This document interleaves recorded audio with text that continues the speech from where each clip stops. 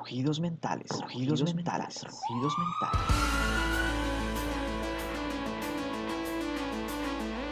Todos tenemos un momento en la vida donde nos llega una epifanía, un pensamiento, una idea, una inspiración. Ese impulso para hacer algo yo lo llamo rugido, rugido mental. Siempre he pensado que cada persona tiene algo que aportar al mundo, una historia, un momento, un recuerdo que contar, ya sea para divertirnos, inspirarnos o simplemente para pasar el tiempo.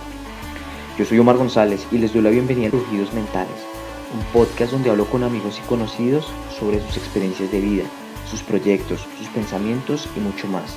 Un podcast para pasar el tiempo, un podcast de rugido mental.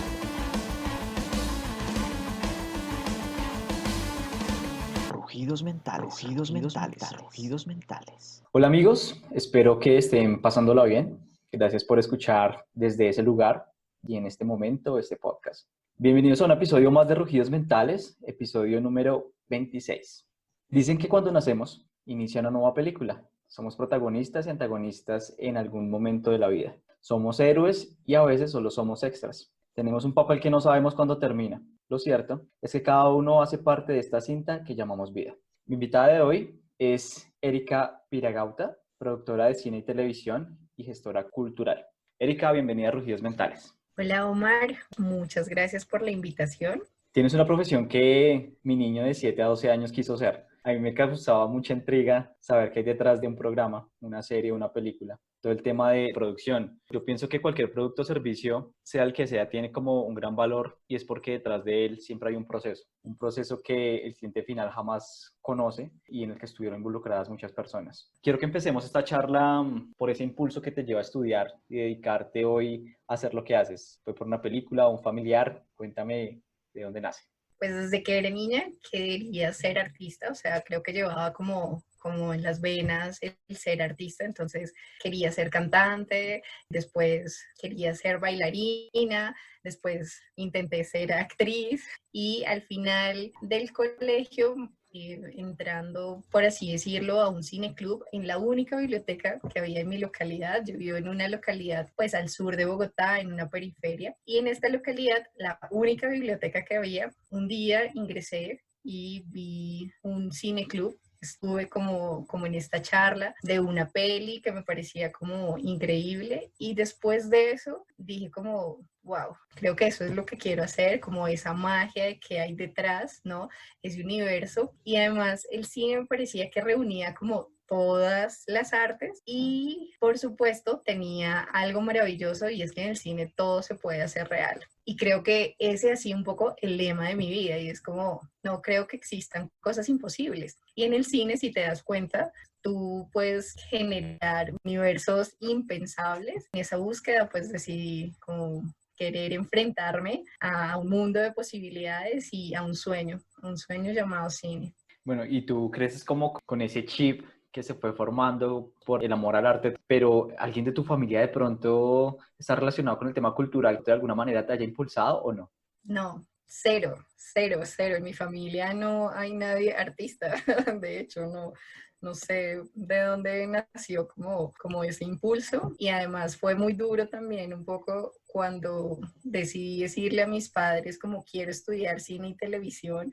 Por ejemplo, mi mamá decía, pero es que uno ve en los periódicos y se necesitan abogados, se necesitan psicólogos, se necesitan doctores, pero un director y un productor de cine, ¿eso qué es? ¿Eso cómo se come, no? Entonces yo decía como, existe una carrera, existe, o sea, no me voy a morir de hambre, que era también un poco lo que pensaban mis padres, como, no, mejor dicho, si vas a estudiar o si vas a ser artista, pues ya, o sea, no vas a ser nadie, porque si bien en Colombia estamos como en una lucha constante de quién quiere ser eso, ya sea un productor de cine o quien también quiere hacer algo de música, ¿no? Entonces como que estos escenarios a veces son impensables y yo decía como no, yo creo que sí, no me voy a morir de hambre y pues hasta el momento no ha pasado.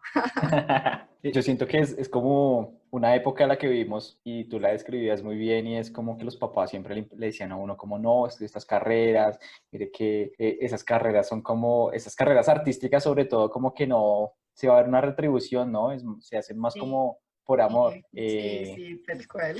Y ahora, por ejemplo, que ya te dedicas al tema, ¿qué te dicen tus papás? Primero, hemos pasado como por varios momentos, entonces al inicio, por ejemplo, mi única opción para estudiar en la universidad era, bueno, entrar a la nacional o pues tener muchos recursos para hacerlo, entonces no pasó. Y, por ejemplo, el crédito del ICETEX me lo negaron, bueno, pasaron como muchas cosas y en esa lucha y en esa construcción de querer demostrarles no solamente a mi familia, sino querer demostrarme a mí que si quiero algo, pues hay que trabajar durísimo, obviamente, porque no te lo voy a negar, trabajé muy duro para sacar la carrera adelante, pero después de eso he tenido como momentos muy lindos de retribución, ¿sí? Entonces, después de la universidad me fui becada a Barcelona a hacer una especialización en producción cinematográfica y pues fue una opción y una oportunidad maravillosa que yo no me lo creía hasta que me monté en un avión y atravesé 12 horas. El día que estuve pues en el grado de la universidad y que estuve en la ceremonia de la beca, mis papás se le brillaban los ojos y decían como súper lindo, como de verdad nos sentimos muy orgullosos de ti y ya es otro cuento, ¿no? Cuando crees mucho en lo que sueñas y pues logras demostrar que funciona. Porque yo creo que también las cosas, cuando tú las haces con amor y cuando tú las haces con mucho trabajo y con convicción, pues salen bien. Entonces, pues digamos, afortunadamente en mi carrera nunca me he quedado un tiempo sin empleo, siempre he estado muy vinculada al tema del audiovisual. No es que en estos momentos estudie cine y pues hago otra cosa, que a veces también sucede, no solamente en cine, sino también en otras carreras, ¿no? Exacto. Y pues no, he estado como muy vinculada y he tenido muy buenos trabajos, entonces creo que ya es un par de tranquilidad para ellos y hoy en día dicen como sí, mi hija es productora o mi hija estudió cine. En ese momento obviamente no lo creían. Súper. Precisamente hablando de tus papás, yo también pienso que lo que tus papás te ponen a escuchar de niño, a ver, es como la semillita también o el camino para que a ti te guste algo. Mi mamá, por ejemplo, le gustaba muchísimo Charlize y cuando yo tenía como 6 años, mi mamá escuchaba esa música y este es el momento donde a veces me gusta como colocar esas canciones. Mi papá, por otro lado, nunca fue como amante del fútbol y hoy yo tampoco como que me desvelo por ver o estar enterado del mundo del fútbol. Digamos que prácticamente lo que me interesa del fútbol son como los partidos de la selección y de ahí nada más. Y en esta época de niños, en mi caso, por ejemplo, en las noches era como un ritual sentarse a ver una novela y hay novelas que todavía recuerdo. ¿Tú qué tipo de programas o novelas recuerdas de tu infancia? Una de mis pasiones que me gusta hacer un poco es escribir y hace poco escribí justo como un texto muy autoficción, como muy personal, que tenía que ver de cómo inició también este tema de la magia, del encanto hacia los televisores. Y es que yo cuando era niña recuerdo muchísimo el show de las estrellas. Creo que por eso también sí, como que idealicé, por ejemplo, o quería tener, o quería ser, mejor dicho, como Shakira, pero me acuerdo muchísimo cuando era muy niña que veía esos conciertos y me parecía eso como absolutamente bello el tema de comparar las estrellas del cielo y comparar esas estrellas que tú podías ver. Entonces, uno, eso es como ese programa que siento que me marcó. Y adicional, porque mis abuelos, por ejemplo, viven en una zona rural donde televisión no existía y en el momento en que llegó la televisión, ellos tenían un televisor donde mi abuelo, que es como uno de mis amores de la vida, veía el único programa de los domingos, para él era el show de las estrellas. Entonces, como que hay muchas conexiones como que se van formando y que tú al final como que no entiendes. Y también recuerdo varios programas. Había uno que estaba en Señal Colombia, que se llamaba El Mundo de la Manzana Verde. Entonces, como que era de un programa de estos para infantil, obviamente, donde te enseñaban a hacer muñequitos en plastilina, entonces me parecía como divino cuando estaba muy pequeña. Y ya después en la adolescencia, pues obviamente habían otros programas que me marcaron como Francisco el Matemático, Betty la Fea, y bueno, ese tipo de novelas que uno normalmente estaba, o pues que los papás lo ponían a ver a uno, porque uno no podía tomar la decisión Exacto. de ver, sí, de ver no, yo quiero ver, no sé, Cartoon Network, no, o sea, era ver Betty la Fea o Padres e Hijos, por ejemplo, me cuidaron en un jardín durante una época y después del almuerzo era sagrado ver Padres e Hijos. Ese es un clásico. A mí me tocó, Sí, sí, yo salía del colegio, almorzaba y me ponía a ver Padres e Hijos. sí, sí, un poco pasaba así.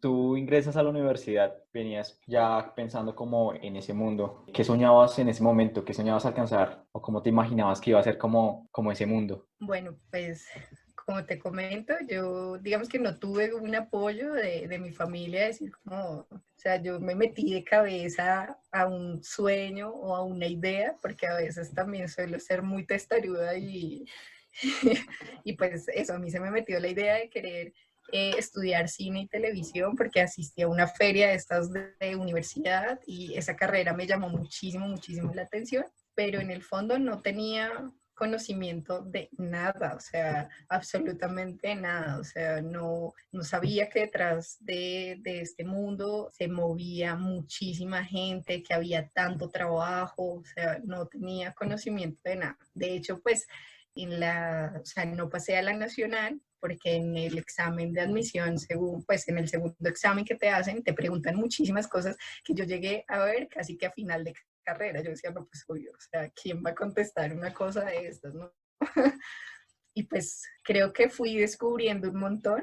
En un momento de mi carrera dije como, uy, caramba, ¿será que sí soy buena para esto? ¿Será que sí lo voy a lograr? Creo que son dudas que a veces nos atacan, pero pues bueno, al final se fueron dando las cosas y no imaginaba todo el trabajo, sí, como todo lo que se necesita para construir una pieza y para estar ahí detrás. No me lo imaginaba para nada. Un mundo completo, ¿no? Respecto a lo que tú decías de esos momentos donde entras como sin saber nada, estás como a la expectativa. Yo siento que también que todos tenemos como ciertas frustraciones. Por ejemplo, hay materias que a uno le pegan más que otras. A mí, por ejemplo, las materias que tenían que ver como con números, economía, estadística, es como, no sé si lo voy a lograr. ¿Qué materias a ti te interesaban menos en la universidad o sentías como esa frustración?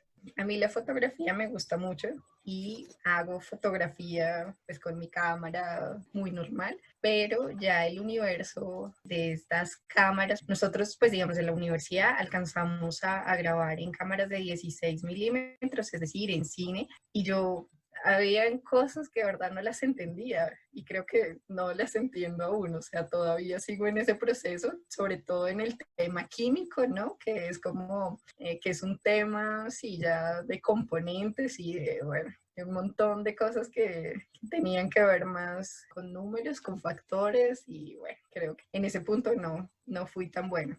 Me gustaba muchísimo la fotografía, pero no, creo que sí, no entendía muy bien todo este tema del revelado y eso me dio durísimo, el tema químico. Se abre este camino a la producción audiovisual. Yo en el camino supongo que tú empezaste como a generar contactos y poco a poco como que te fuiste involucrando. ¿Cómo fue como ese proceso y de conocer a otras personas que también seguramente le apasionaban pues este tema? Pues a veces era demasiado agobiante, porque si te das cuenta, de verdad, el mundo del audiovisual es gigante, entonces pues uno sale al mundo real y se estrella con un millón de cosas que no te las enseña la universidad, ¿no? O sea, que no te dice estos son los pasos, pero pues al final ese aprendizaje es lo que también te caracteriza y es también lo que te va formando, ¿no? Entonces apenas salí de la universidad, bueno, yo hice prácticas en una productora, entonces más o menos como en octavo o noveno semestre, cuando yo salí de la universidad ya contaba con trabajo. Varios de mis compañeros, por ejemplo, no hicieron prácticas y pues yo sí necesitaba hacer prácticas porque sentía que ese era como el universo o ese era como el camino para iniciar, para conocer, para aprender. Así me regalara, digamos que fue un tema de donde te pagan casi que lo del tema de los pasajes y ya. Pero efectivamente me sirvió para conocer y para aprender y estar ahí conectada y vinculada. Y lo que tú dices que es muy cierto para hacer contactos, porque en este mundo, pues, digamos que los contactos es lo que se mueve. sea, digamos que hay varias ramas dentro de la producción audiovisual, ¿no? Como el director general, el director de foto, el director de arte, el productor, y pues yo soy productora. La estrategia principal de un productor es tener buenos contactos. Entonces, eso me sirvió. Apenas salí de la universidad, tener ya por lo menos una lista muy pequeñita de contactos que me sirvieran en un futuro. Las herramientas también como que son indispensables para cualquier profesión, ¿no? Y por ejemplo en tu campo que hay un montón de herramientas y de instrumentos para hacer el tema de producción. ¿Tú con qué herramientas empezaste y cómo ha sido esa evolución de ir como adquiriendo otras? Digamos, son... Excel. ¿En serio, Excel? Literal, sí. O sea, parece un chiste, pero es real.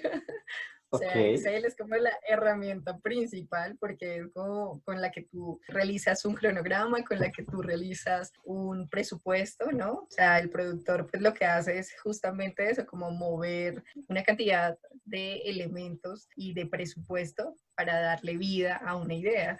Entonces, pues principal, Excel, obvio. Hoy en día existe, por ejemplo, una herramienta que se llama Movie Magic, la tiene la suite de Apple y pues esta herramienta fue creada incluso pensando no solamente en un productor, sino también en un asistente de dirección y bueno, como en varios campos hacia la parte audiovisual, es lo que hoy en día, pues digamos, en las grandes industrias utilizan, pero si no lo tienes, pues Excel, Excel. Lo más básico e importante, Excel. Y no creas, mucha gente no sabe hacer un pequeño cuadro en Excel o sumar o restar. Y pues eso sí es como muy importante. Es súper indispensable en estos momentos, ¿no? Como el Sí. Excel también viene siendo como ese instrumento, como con que las empresas también como que ya suponen que una persona ya debe llegar con ese conocimiento de Excel, ¿no? Además que una Sí, herramienta que ahorra un montón de trabajo. te ahorra mucho trabajo y te permite a través de unos cuadros visibilizar ideas, o sea, que a veces son muy difíciles de plasmar en un papel. Tú decías algo muy interesante también, y es como cuando uno está como estudiante, pues está con todas las ganas de aprender y con toda la disposición. Iniciaste, por ejemplo, tu práctica y de ahí supongo que se fueron como los primeros pasos para ir avanzando poco a poco. Si hoy, por ejemplo, un joven se te acerca y te pregunta por qué debería animarse a estudiar lo que tú estudiaste, ¿qué le dirías? Esa pregunta es demasiado compleja. Le diría, no estudio cine.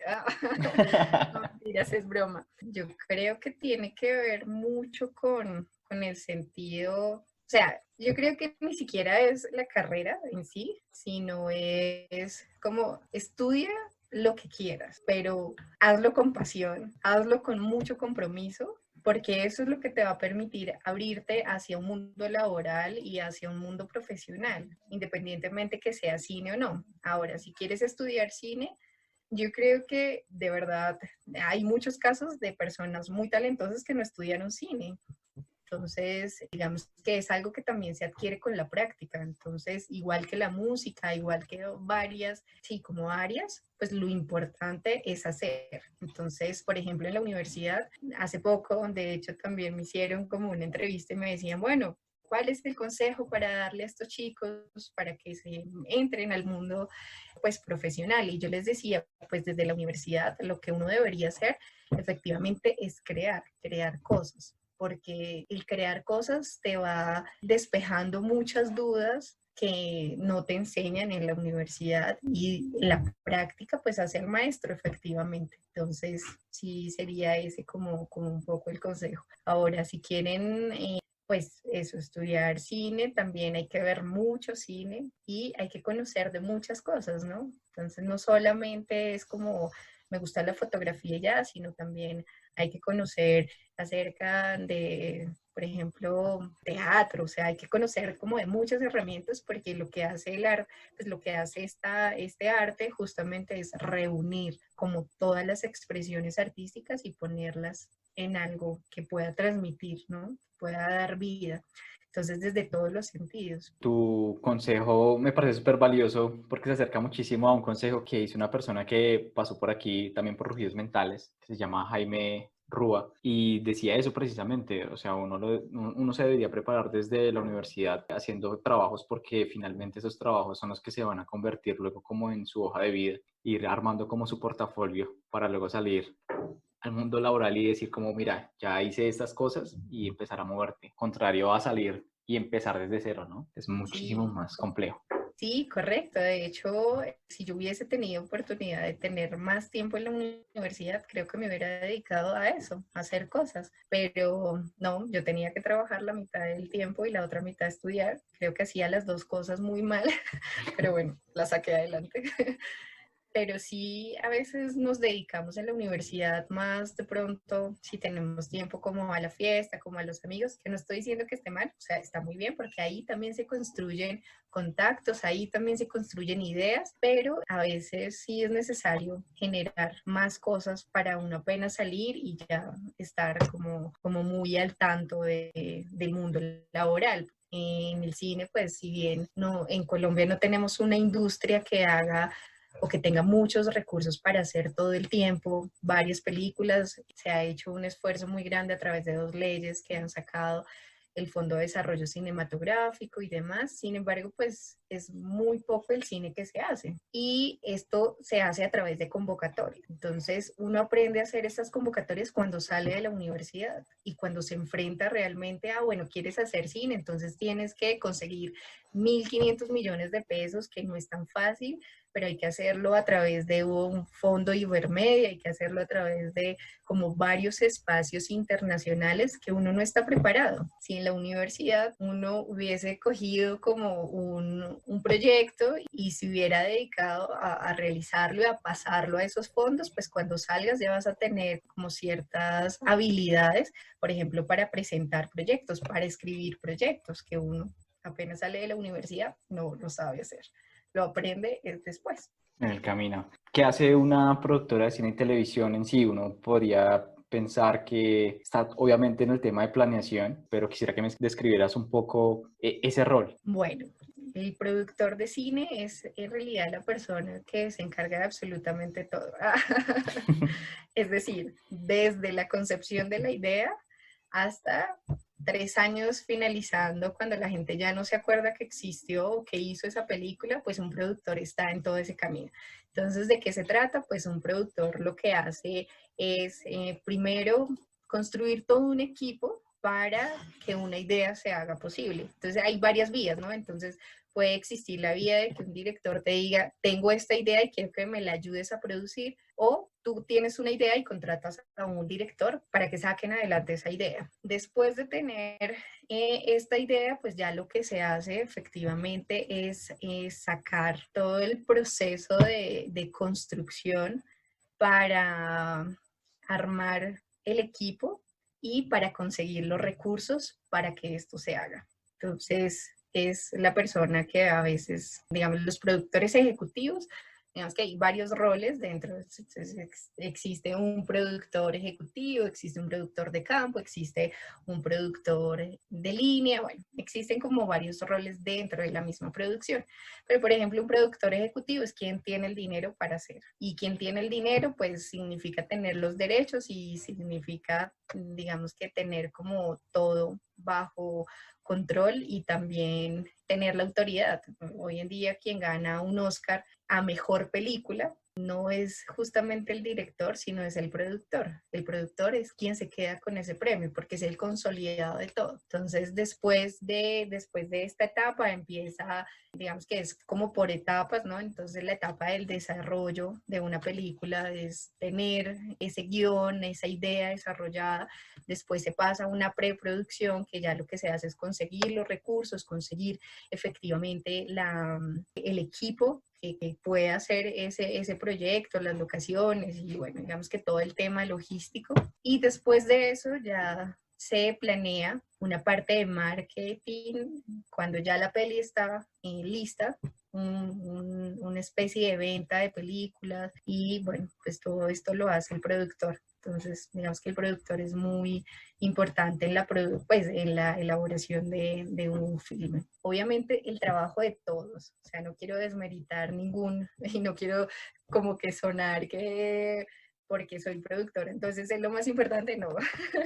Pero efectivamente el trabajo audiovisual tiene algo muy bonito y es que es un trabajo en equipo, ¿no? O sea, si algo sale, si una persona hace mal su trabajo, pues todo se va a ver.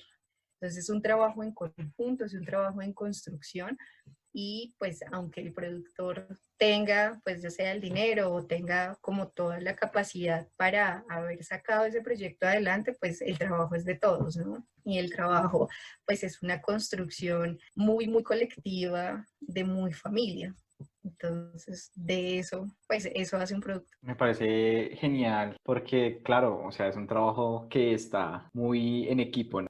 Tienes que trabajar con varias personas sacar los proyectos, todas las personas orientadas a un mismo objetivo, entonces como que todas están ahí súper conectadas. Hay personas en la vida que le ayudan a uno como a marcarse el camino y que a veces lo inspiran. En este proceso, de pronto tienes a alguien que tú sientas que te ha aportado significativamente. Sí, creo que varias personas, pero por ejemplo, uno en especial, Víctor Gaviria, el director de La Vendedora de Rosas, pues tuve la fortuna de trabajar con él. Trabajé con él durante un año y digamos que ahí nace nace mi otro amor, que siempre, digamos que desde la producción, desde el audiovisual, pues me fue encaminando hacia la gente, hacia el audiovisual. O sea, el audiovisual me fue encaminando hacia la gente, quiero decir. Y Víctor Gaviria, al trabajar con él, pues estuvo en territorios muy, muy fuertes, ¿no? Como en Altos de Cazuca, en la Comuna 4, en la Comuna 1, desarrollando procesos desde el audiovisual,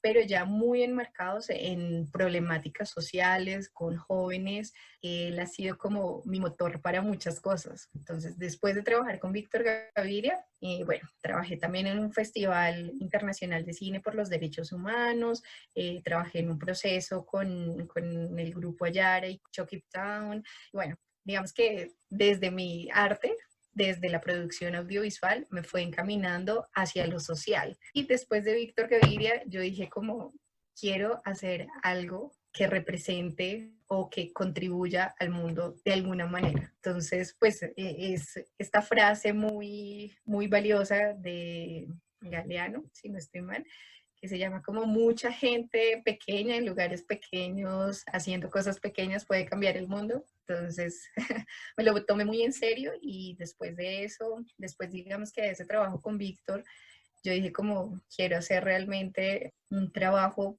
que pueda impactar, así sea una persona. Y ahí nace la Fundación Ciudad Diafragma, que es una fundación que tengo con dos amigas de la universidad en la que desarrollamos procesos de transformación social para jóvenes en estado de vulnerabilidad, pues de varias localidades, pero en especial en la localidad de Usme, que es donde vivo. Y pues bueno, hacemos cine con los chicos tratando de salvarlos de 1 millón de cosas. Súper, ese rugido mental yo lo llamo, precisamente que tienes una idea y empiezas a accionarla, ¿no? Ese impulso que te lleva a hacer algo por los demás. ¿Cómo te has sentido en ese proceso? ¿Cómo ha sido esa experiencia de ir en apoyo a esos sectores y educarlos en lo que haces? Bueno, creo que es de los trabajos más bellos. O sea, son de esos trabajos que te llenan el alma, literal. O sea, digamos que es un trabajo en conjunto, es un trabajo pues colectivo con dos amigas. Una se llama Angie Hernández y la otra se llama Sara Sarmiento. Y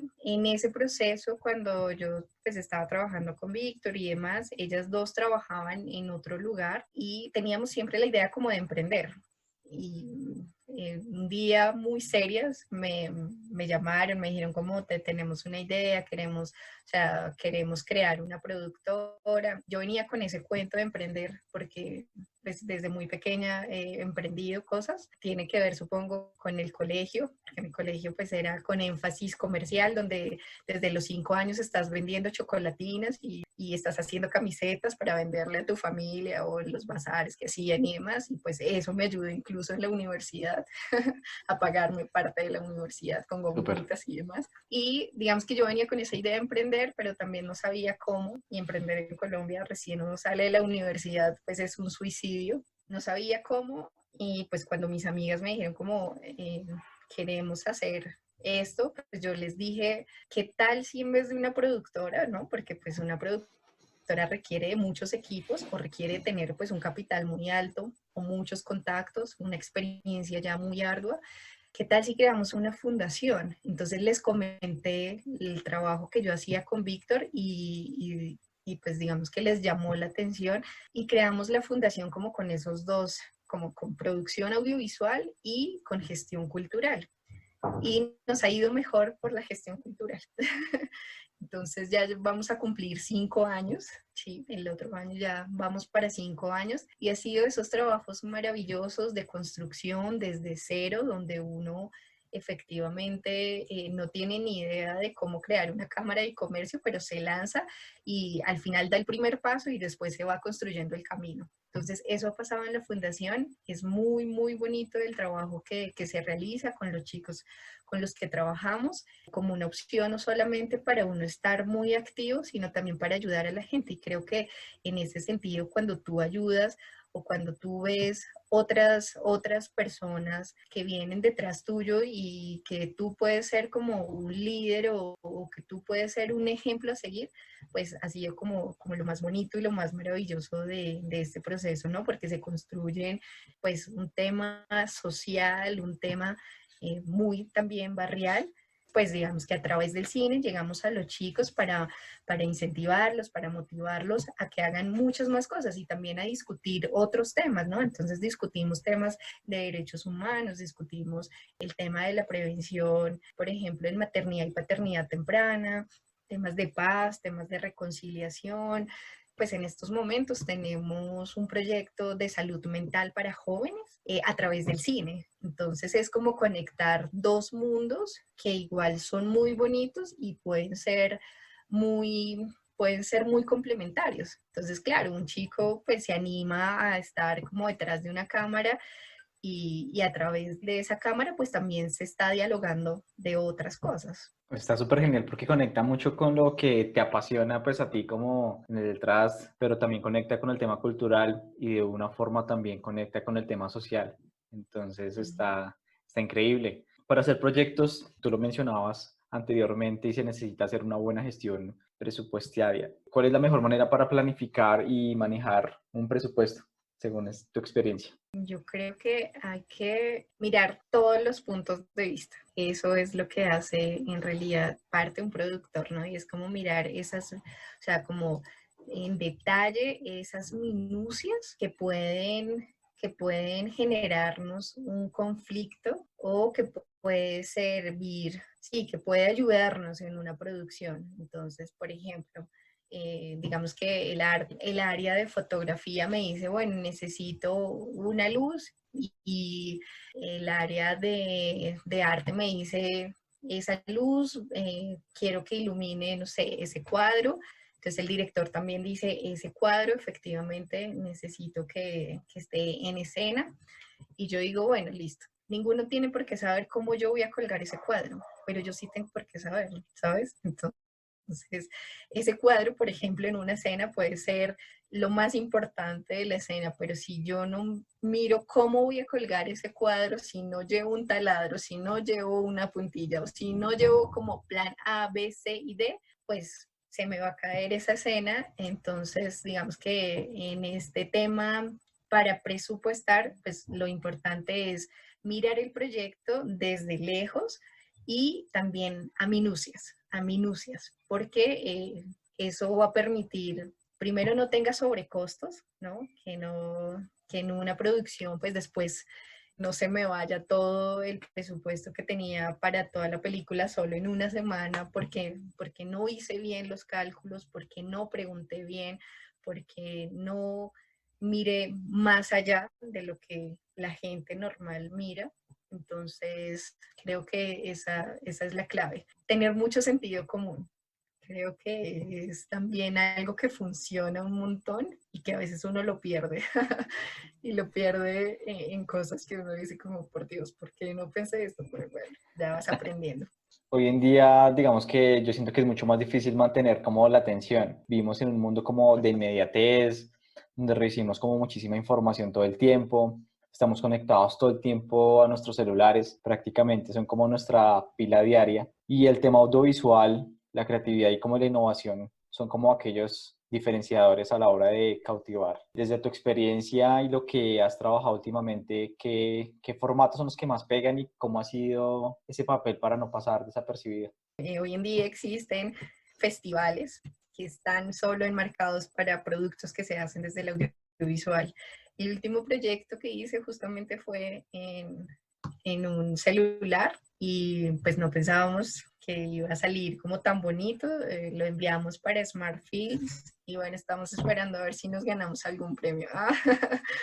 Pero sí, pues digamos que creo que en esta industria justamente pues uno tiene que evolucionar y también tiene que ir con lo que va dictando la tecnología, ¿no? Entonces, la última cámara que hace unos años era Full HD, hoy en día ya está en 4K y en fin.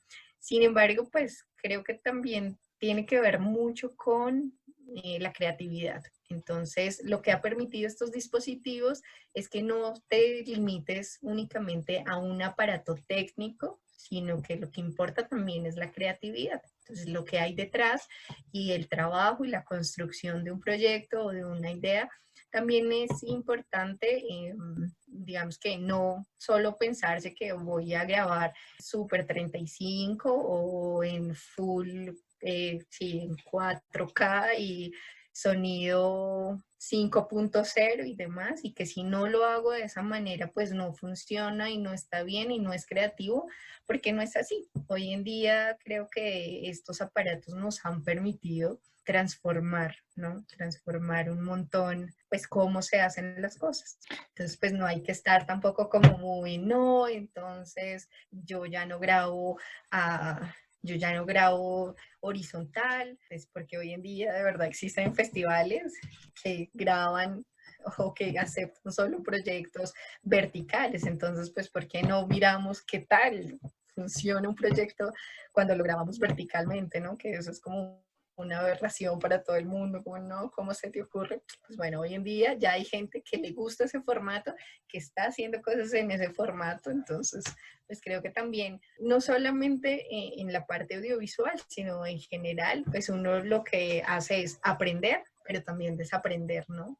Y en esa medida, pues vas generando cosas. No hay como una regla básica para hacer las cosas y yo siento que, por ejemplo, la tecnología, digamos que aporta muchísimo para acortar como esas, no sé, una persona puede tomar su celular, puede hacer muchísimas cosas, ¿no? Lo tiene como a la mano. Antes era como, no, necesito tener la cámara, la superproducción, tengo que tener el lugar y también se ha vuelto como muy natural, ¿no? La gente también empieza como a gustar esos temas naturales donde se ve como más cercano, ¿no? Entonces a veces cuando hacen como ese tipo de producciones donde muestran el lugar muy sencillo, que graba con el celular, a veces también pega un montón, ¿no? Sí, sí, sí, hoy en día el éxito del celular ha sido una maravilla y además existen incluso ya, pues la industria también va evolucionando, entonces ya lentes de este tamaño para los celulares, ¿no? Como para darle una óptica pues súper bonita, pero a un aparato muy pequeño y bueno, pues creo que sí, la industria va evolucionando y tiene que también adaptarse y uno también tiene que adaptarse a esa línea. Total. Has recibido varios premios y reconocimientos. El primero que se te venga en este momento, ¿cuál es? Bogotá Líder. Bogotá Líder fue un proyecto, pues sí, fue un premio y adicional, pues nos ganamos un premio para desarrollar un proyecto. Esto lo hizo la Organización de los Estados Iberoamericanos con IDEPAC. Y pues digamos que ha sido como esos premios al inicio que también generan un motor y también hacen parte como esto lo estamos haciendo bien y esto funciona. Y sí, son como esos primeros premios que recibimos y al pasar a un lugar de gala y recibirlo y demás, pues genera cosas muy bonitas. El tema de la producción, desde mi punto de vista, es un poquito también desgastante, ¿no? Es también como muy perfeccionista. Si una toma queda mal, como que no convence, hay que iniciar y empezar de nuevo hasta que todo quede como de maravilla. Si una grabación es de noche, pues hay que trasnochar. ¿Cómo te preparas para esas jornadas largas de trabajo? El medio exige tener jornadas muy pesadas de grabaciones, ¿no? Y de trabajo, porque adicional, pues el productor es la primera persona que llega a una locación y la última que sale. O sea, el equipo puede llegar una hora después, pero quien tiene que recibir la locación, pues es el productor justamente y quien trabaja mucho tiempo antes de que llegue todo un equipo, pues es justamente el productor, es muy cierto. ¿Qué se hace? Yo creo que hay que tener un equilibrio entre la salud física y también salud mental, ¿no? Porque a veces nos exigimos mucho y yo peco también de perfeccionista y también cuando pasa eso, pues se cometen errores o también, digamos que, pues en general es un proceso de aprendizaje, pero uno peca por querer que todo salga bien y si algo no sale mal y si algo sale mal, entonces se te desordena la vida y no.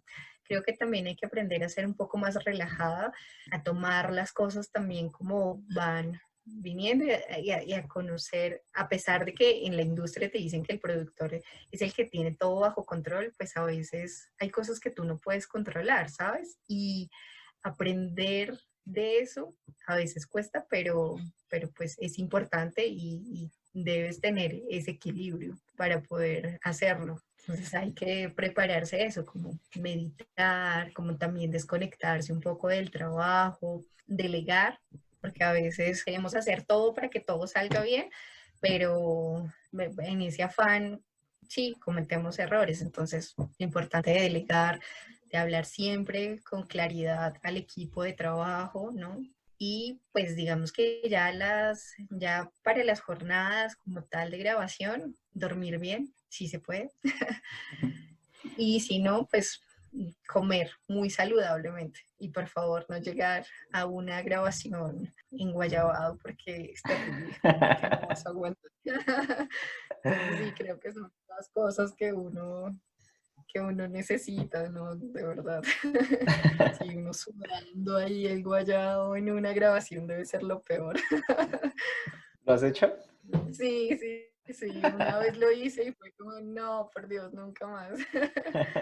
Entonces siempre, pues eso, no decimos como, no vamos a hacer, pues no vamos a tomar, no, claro que sí, pero el último día, no el primer día, porque pues todo el mundo llega enguayabado, porque el trabajo, como tú mencionas, es duro, o sea, a veces son jornadas entre 12 a 16 horas. O sea, estar todo el tiempo en movimiento, o sea, un desgaste no solamente mental, sino también físico muy bravo. Entonces, pues imagínate, si no estás en buenas condiciones físicas, pues va a ser muy difícil. Erika, hemos llegado a una sección de este podcast que se llama Completa las frases. Consiste en que te voy a dar unas frases y tú las completas, ¿vale? Ok. Listo, entonces empezamos. Lo que más me gusta de mí es, Mi imaginación. en otra vida soy, Gato. debo confesar que me gusta, Uy, no sé, tantas cosas horrorosas que a veces uno le gusta. El vallenato. si tengo miedo yo, Respiro. a la hora de salir de fiesta y tomar algo prefiero. El whisky. Listo, terminamos esta sección de completa las palabras y entramos a una de preguntas, que son preguntas para contestar súper rápido. ¿Listo? Ok. Entonces, ¿te gusta bailar? Sí, ¿Qué te gusta bailar? salsa. ¿Alguien que te gustaría conocer cara a cara? Johnny Depp, Un superpoder, ¿cuál te gustaría tener? leer la mente. El mejor consejo que te han dado. Si quieres luchar por tus sueños, ve por ellos. Y de pronto el peor o que tú hayas percibido que no es un buen consejo. Nunca vas a lograrlo. ¿Cuál ha sido el mejor regalo que has recibido este 2020? Creo que muchos regalos. Primero, un nuevo trabajo. No, el segundo, mucho amor, mucha energía linda. Eso he recibido. ¿Qué pone triste a Erika? La injusticia. ¿Qué pone feliz a Erika? Pues muchas cosas. Mi gata, mi mamá, mi familia, mis amigos, estar sola también, no sé, mis logros, alcanzar sueños, escribir. ¿Conocer la luna o conocer Marte? Marte. Una serie que recomiendas ver. Annie con E. Una canción favorita. Paradise de Coldplay. Decías que te gustaba Shakira. ¿Qué canción de Shakira te gusta más? Canto a grito herido, inevitable. Cuando te digo rugidos mentales, ¿qué es lo primero que piensas? Poder.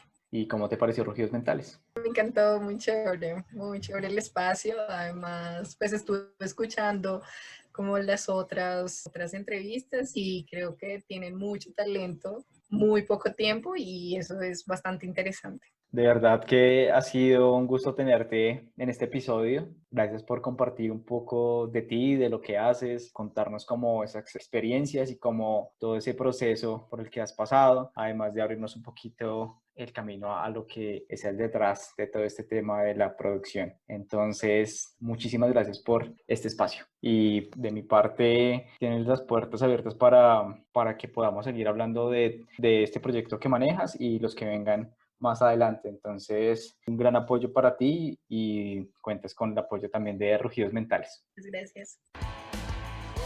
Amigos, gracias por escuchar este episodio. Los invito a dejar los comentarios en Instagram, en Facebook, a recomendar este podcast y como siempre les deseo muchos rugidos mentales. Rugidos mentales, rugidos mentales, rugidos mentales.